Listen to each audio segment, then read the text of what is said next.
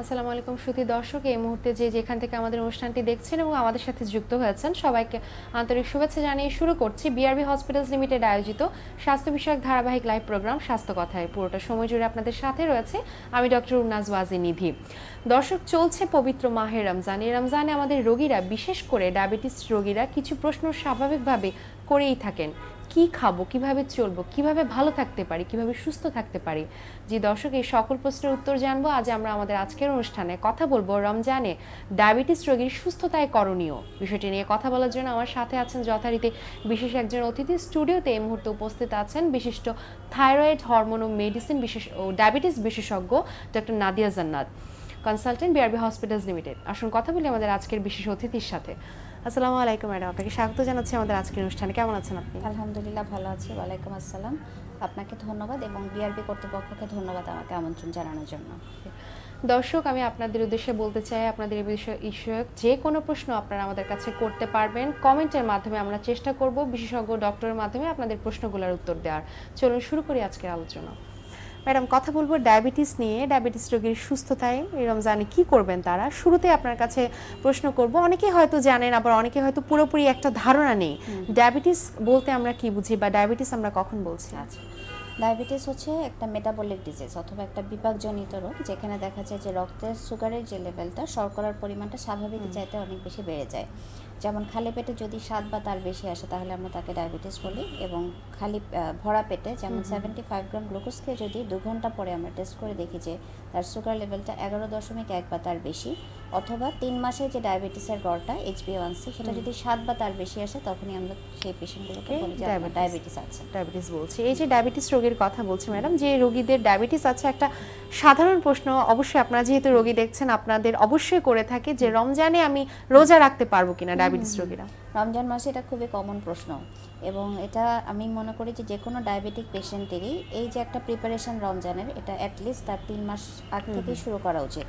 বিশেষ করে যাদের আনকন্ট্রোল ডায়াবেটিস তাদের ক্ষেত্রে, এবং যাদের ডায়াবেটিসের সাথে আদার্স কোমরবিডিটি আছে, যেমন হার্টের সমস্যা, কিডনির সমস্যা, হাইপার টেনশন, এই ধরনের প্রবলেম যাদের আছে তাদের ক্ষেত্রে অবশ্যই 3 মাস আগ থেকেই রোজার একটা পূর্ব প্রস্তুতি নিয়ে রাখতে হবে যে তার সুগার লেভেলটা কন্ট্রোল আছে কিনা। অবশ্যই ডায়াবেটিস রোগীরা রমজানে রোজা রাখতে পারবে, তবে আমরা এই ক্ষেত্রে কিছু ক্যাটাগরি তাদেরকে ভাগ করি, যেমন high risk category, low risk category এবং মডারেট রিস্ক ক্যাটাগরি।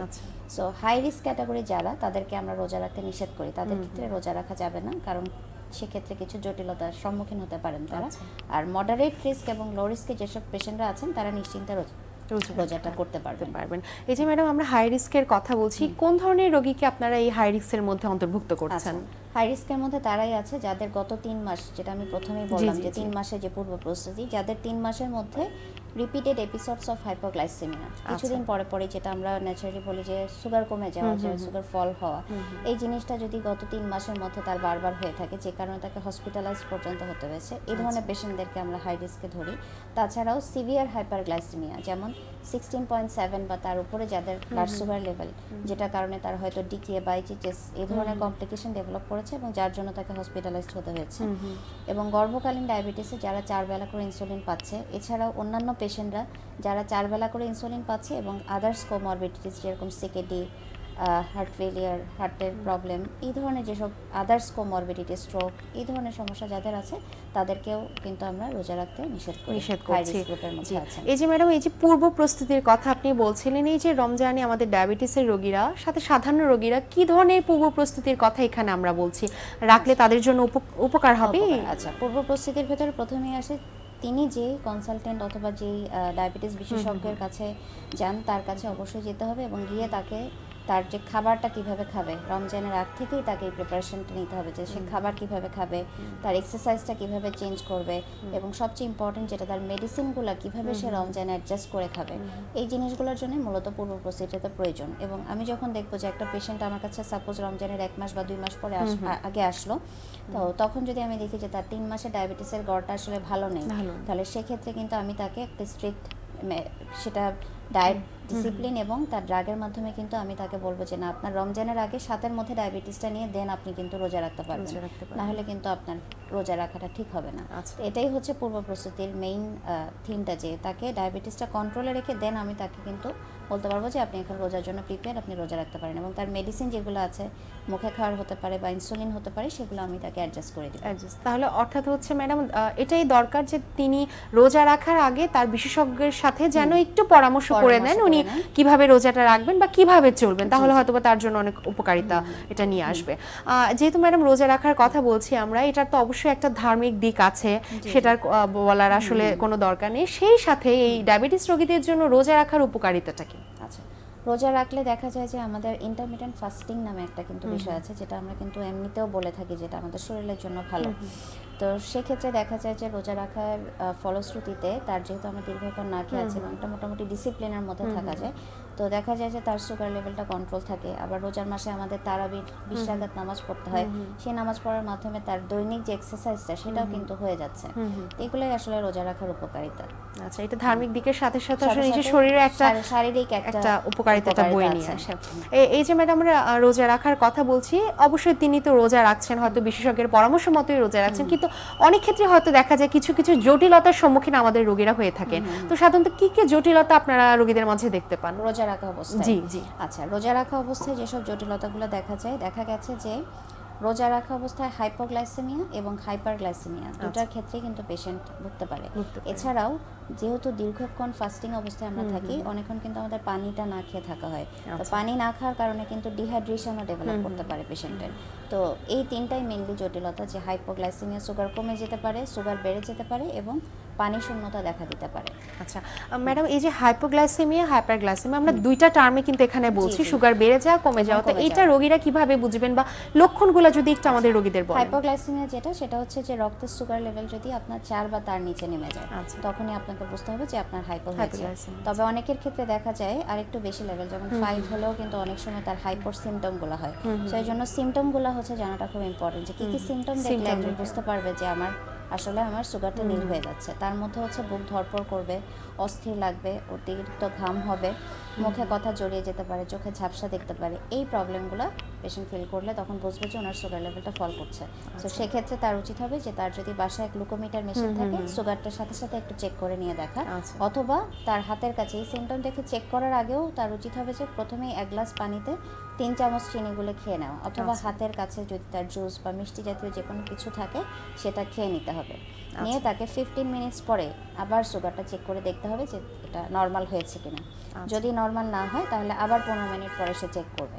আচ্ছা ম্যাডাম, এটা তো আমরা বললাম হাইপোগ্লাইসেমিয়ার কথা, এইসব লক্ষণ দেখে আমাদের রোগীরা বুঝতে পারবেন। হাইপারগ্লাইসেমিয়ার ক্ষেত্রে কি এরকম বোঝার কোনো উপায় আছে কিনা? হাইপারগ্লাইসেমিয়াতে তার অনেক অস্থির লাগবে, খুবই দুর্বল লাগবে। হ্যাঁ, তখন সেক্ষেত্রে তার যখন সে দেখবে সুগার চেক করে তার কি অবস্থা, যদি দেখে যে তার সুগার লেভেলটা অনেক বেশি আছে। হাইপারগ্লাইসেমিয়ার আসলে সিমটমগুলো খুব বেশি ডেফিনিটিভ না, যেভাবে আমরা হাইপোগ্লাইসেমিয়াতে বলতে পারি।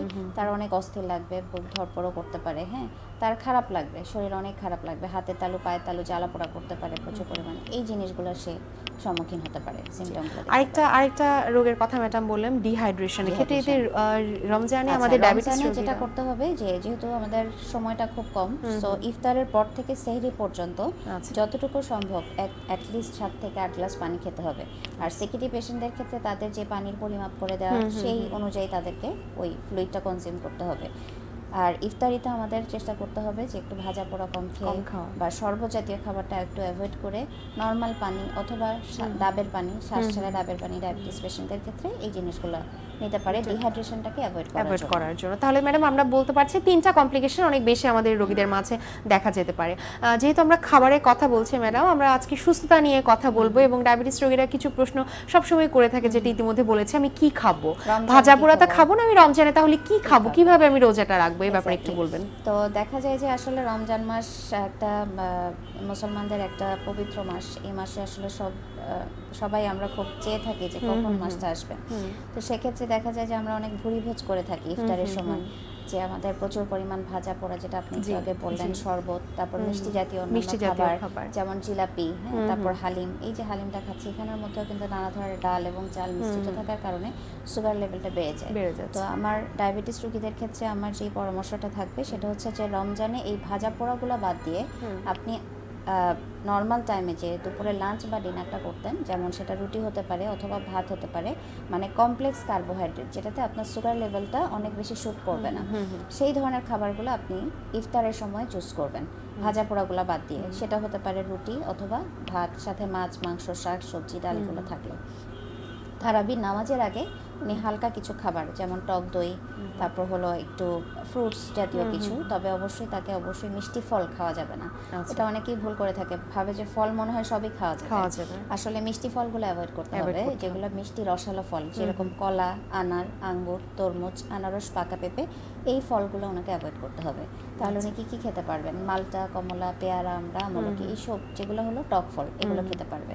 এবং মিষ্টি জাতীয় যে খাবার, জিলাপি বা হালিম, এই খাবারগুলো তাকে অ্যাভয়েড করতে হবে। এবং সন্ধ্যা রাতের ওনার খাবারটা খুব হবে লাইট খাবার হবে, যাতে করে উনি সেহরিতে খেতে পারেন। এবং সুগার যেন ওই ইফতারের, যেহেতু উনি ইফতারিতে কমপ্লেক্স কার্বোহাইড্রেট নিচ্ছে, সন্ধ্যা রাতে উনি দুধ অথবা একটু ডিম অথবা একটু ছোলা একটু মুড়ি দিয়ে বা সালাদ করে খেলো, দেন উনি সেহরিতে আবার উনি ভাত খাবে, ভাত কমপ্লেক্স কার্বোহাইড্রেট আবার। এভাবে করে তার খাবারটা চেঞ্জ করে নেবে, মানে উনি আগে যেই খাবারটা, যে ক্যালোরিটা কনজিউম করতো, সেটাই আবার ইফতার থেকে সেহরি পর্যন্ত আমরা আবার সেটাকে ডিভাইড করে দিই। আমি এখন যেভাবে বললাম এভাবে। অনেকে হয়তো মনে করেন আমি তো সারাদিন খাচ্ছি না, একটু মিষ্টি তো খেতেই পারি আমি, হ্যাঁ, বা একটু। আচ্ছা, এখানে একটা কনফিউশন দূর করি যে অনেক আমরা কিন্তু ডায়াবেটিস পেশেন্টদেরকে খেজুর খেতে নিষেধ করি। রমজানে যেহেতু উনি দীর্ঘক্ষণ না খেয়ে থাকেন, সেক্ষেত্রে ইফতারের সময় উনি 2টা খেজুর খেতে পারবেন, তাহলে অন্য কোনো মিষ্টি জাতীয় খাবার খেতে পারবেন না, যেটা তাদের আসলে অনেক সময় আমাদের রোগীদের এটা নিয়ে একটু দ্বিধাদ্বন্দ্ব আছে, যেহেতু আমি সারাদিন খাচ্ছি না, আমি তো একটা মিষ্টি খেতেই পারি বা মিষ্টি ফল খেতেই পারি। এই ক্ষেত্রে ম্যাডাম কিছু প্রশ্ন আরো করে থাকেন আমাদের রোগীরা, অবশ্যই আপনারা রোগী দেখছেন যেহেতু আপনারা জানেন, সেটা হচ্ছে তারা জিজ্ঞেস করেন আমি তো ডায়াবেটিস চেক করি, তো আমি রমজানে ডায়াবেটিস চেক করতে পারবো কিনা, রোজা ভেঙে যাবে কিনা, এটা তাদের খুব কনসার্নের বিষয় থাকে। কমন প্রশ্ন এটা, যে আমরা রমজানের মাসে বিশেষ করে যারা ইনসুলিন পায় তারা জিজ্ঞেস করে ইনসুলিন নিতে পারবো কিনা, রোজা রাখছি আমি কি ব্লাড সুগারটা চেক করতে পারবো কিনা। অবশ্যই আপনারা ব্লাড সুগার চেক করতে পারবেন, এবং সেক্ষেত্রে আমরা যেটা বলি যে ইফতারের আগে এবং ইফতারের 2 ঘন্টা পরে, সেহরির 2 ঘন্টা পরে অ্যাটলিস্ট এই 3 বার আপনারা ব্লাড সুগারটা চেক করতে পারবেন। এতে রোজার কোনো ক্ষতি হবে না। এবং এটা আমার কথা না, এটা মিশরীয় আলেমদের এবং আমাদের যে বাইতুল মোকাররমের যে খতিবরা আছেন তাদের থেকে এই ইনফরমেশনগুলো নেওয়া, যে রোজা রাখা অবস্থায় আপনি ব্লাড সুগার, যেটা আমরা বাসায় চেক করছি ক্যাপিলারি ব্লাড দিয়ে, সেটা দিয়ে আপনারা অবশ্যই মানে করতে পারবেন। কিন্তু আমরা যেটা ল্যাবে টেস্ট করি, সেই টেস্ট করলে কিন্তু রোজা ভেঙে যাবে, ওই টেস্টগুলো করা যাবে। আচ্ছা, তাহলে তারা গ্লুকোজ চেক করতে পারবেন, কিন্তু যেটা ব্লাডে দেওয়া হয় বা টিউবে যেটা দেওয়া হয় সেটা ওনারা করতে পারবেন না। কিন্তু বাসায় যেটা আমরা মনিটরিং এর জন্য গ্লুকোমিটার দিয়ে যেই টেস্টটা করি, সেটা ওরা নিশ্চিন্তে করতে পারবেন, এবং ইনসুলিনটাও তারা নিশ্চিন্তে দিতে পারবেন, এতে রোজার কোনো ক্ষতি হবে না। এই যে ম্যাডাম আমরা ইনসুলিনের কথা বলছি, এই রোজায় কি ইনসুলিনের টাইমিংটা আপনারা বা সময়সীমাটা আপনারা কিভাবে ঠিক করে দেন? আচ্ছা, তাহলে একটু প্রথম থেকেই আসি। ইনসুলিনের আগে যারা মুখে খাবার ওষুধটা খায়, তাদের ওষুধটা এবং হচ্ছে যে ইনসুলিন যারা নেয়, তাদের যে মেডিকেশনগুলো আমরা কিন্তু চেঞ্জ করে দিই। যেমন যারা বিশেষ করে মেটফর্মিন জাতীয় ওষুধ দিয়ে আমরা পেশেন্টদেরকে বেশি দিয়ে থাকি মুখে খাওয়ার ওষুধের মধ্যে, এই ওষুধগুলো যেটা ধরেন ওনার সকালে নাস্তার পরে ছিল, সেটা ওনার যাবে হচ্ছে সেহরির পরে, ইফতারের পরে। আর রাতের যে ওষুধটা থাকে সেটা ওনার যাবে হচ্ছে সেহরির পরে। সেম ভাবে ইনসুলিনের ডোজগুলো আমরা সকালে যে ডোজটা উনি পেত, সেটা ফুল ডোজ উনি পাবে ইফতারের আগে, এবং সেহরিতে যদি ওনার ভালো কন্ট্রোলে থাকে তাহলে রাতে যে ডোজটা পাবে তার 50% ডোজ রিডাকশন করে সেটা আমরা ওনাকে সেহরিতে দিই। তাই সময়সীমাটা আসলে আপনারা এটা নির্ধারণ করে দেন, এই কারণেই আমরা বলি যে বারবার বলি যে আপনারা আমাদের কাছে চিকিৎসকের শরণাপন্ন হবেন, ওষুধের ডোজ এবং ইনসুলিনের ডোজগুলো আমরা অ্যাডজাস্ট করে দেওয়া যাবে। এই ক্ষেত্রে আমরা একটা ছোট্ট প্রশ্ন করি, সেক্ষেত্রে হচ্ছে ডায়াবেটিস রোগীদের আপনারা বলেন হাঁটতে, এই রোজার সময় তারা কি করবেন একটু ছোট্ট করে বলুন। রোজা রাখা অবস্থায় অনেক সময় দেখা যায় যে পেশেন্টের সেহরির পরে অথবা ফজরের নামাজের পরে হাঁটতে বের হয়ে যান, এটা কিন্তু করা যাবে না রোজাতে, তাহলে সেক্ষেত্রে তার হাইপোগ্লাইসেমিয়ার রিস্কটা অনেকখানি বেড়ে যাবে। তো সেক্ষেত্রে যেটা করতে পারে সেটা হচ্ছে কেউ যদি তারাবির নামাজ 20 রাকাত পড়ে, সাথে এশার নামাজ যদি পড়ে, তাহলে তার আলাদা করে হাঁটার কোনো প্রয়োজন নেই, ঠিক আছে? সেক্ষেত্রে তাকে দেখতে হবে, তাকে ওই তারাবির নামাজটা পড়লেই তার হবে, আলাদা করে হাঁটতে হবে না। আচ্ছা ম্যাডাম, আমরা অনুষ্ঠানের প্রায় শেষ পর্যায়ে চলে এসেছি, দর্শকদের উদ্দেশ্যে আপনার যদি কোনো পরামর্শ থাকে ছোট্ট করে বলবেন। আচ্ছা, পবিত্র রমজান মাসে আমরা সবাই সুস্থভাবে রোজা রাখবো, এটাই কাম্য। তবে আমাদেরকে অবশ্যই ডায়াবেটিস সম্পর্কে সচেতন হতে হবে। আমি অনেক কিছুই বললাম, বিশেষ করে খাদ্যাভ্যাস থেকে শুরু করে যে ডিসিপ্লিনটা মেনটেন করতে হবে ওষুধ এবং ইনসুলিনের ক্ষেত্রে, এগুলো আমাদেরকে দেখতে হবে এবং এগুলো আমাদেরকে ঠিকমতো ফলো করতে হবে। এবং রোজার পরবর্তী সময়ও কিন্তু একটা ফলো আপ আপনাদের খুবই দরকার, যে রোজার পরে আমাদের আসলে ডায়াবেটিসটার কী অবস্থা, এই পরিস্থিতির জন্য কিন্তু আমরা বিশেষজ্ঞের শরণাপন্ন হয়ে আমাদের ডায়াবেটিসটাকে সুন্দরভাবে ম্যানেজ করতে পারি। তো ভালো থাকেন, সুস্থ থাকেন। ম্যাডাম, আমাদের অনুষ্ঠান যদিও শেষ পর্যায়ে, তারপরে একজন দর্শক প্রশ্ন করেছেন, প্রশ্নটা নিয়ে নিচ্ছি। ইফতারে কি বেশি পরিমাণ তরমুজ খাওয়া যাবে কিনা তিনি জানতে চেয়েছেন। আচ্ছা, আমরা কিন্তু আমাদের ডিসকাশনে অলরেডি বলেছি যে মিষ্টি কোনো রসালো ফল আপনি খেতে পারবেন না। সো তরমুজ একটা রসালো ফল, মিষ্টি ফল, এটা আপনি খেতে পারবেন না। ধন্যবাদ ম্যাডাম, আপনাকে অসংখ্য ধন্যবাদ, ভালো থাকবেন আপনি। ধন্যবাদ আপনাকেও। জি দর্শক, আজ আমরা কথা বললাম রমজানে ডায়াবেটিস রোগীর সুস্থতায় করণীয় বিষয়টি নিয়ে। আমার সাথে ছিলেন ডক্টর নাদিয়া জান্নাত ম্যাডাম। আশা করি আমাদের অনুষ্ঠানটি আপনাদের ভালো লেগেছে এবং এ থেকে আপনারা কিছুটা হলেও উপকৃত হয়েছেন। দেখা হবে আগামীতে, ততদিন পর্যন্ত সুস্থ থাকুন, ভালো থাকুন। আসসালামু আলাইকুম।